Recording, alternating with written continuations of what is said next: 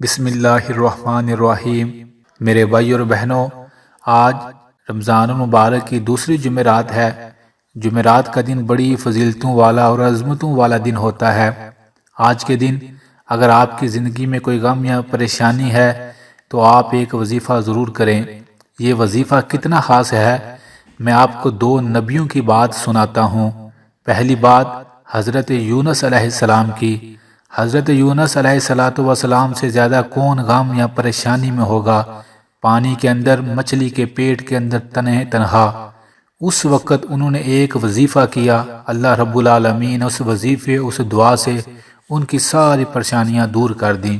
وہ وظیفہ تھا لا الہ الا انت سبحانک انی کنت من الظالمین۔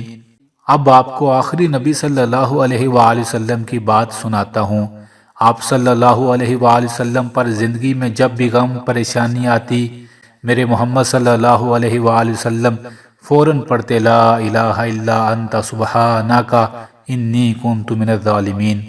اور مزید فرمایا، اے لوگو، تم میں سے کوئی بندہ جب غم یا پریشانی میں ہو یا کسی دکھ میں ہو تو اسے چاہیے مچھلی والے یونس علیہ السلام کی دعا پڑھے۔ اور مزید فرمایا، اے لوگو، دعا سے پہلے مچھلی والے یونس کی دعا ضرور پڑھ لیا کرو، اس کے پڑھنے سے اللہ رب العالمین اپنے بندے کی دعا بڑی جلد قبول فرما لیتے ہیں۔ اللہ اکبر۔ تو دو نبیوں کی بات میں نے آپ کو بتائی ہے، اپنی بات نہیں بتائی۔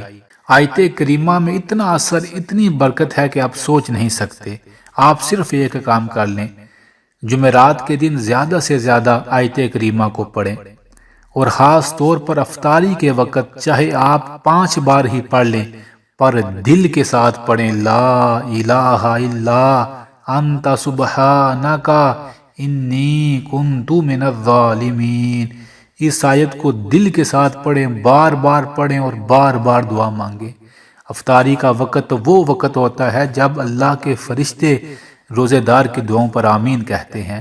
ادھر آپ آیت کریمہ پڑھ رہے ہیں، ادھر افطاری کا وقت اللہ کے فرشتے آپ کی دعاؤں پر آمین کہہ رہے ہیں۔ دل سے بتائیں کہ آپ کے غم یا پریشانیاں دور ہوں گی کہ نہیں ہوں گی، سارے مسئلے حل ہو جائیں گے۔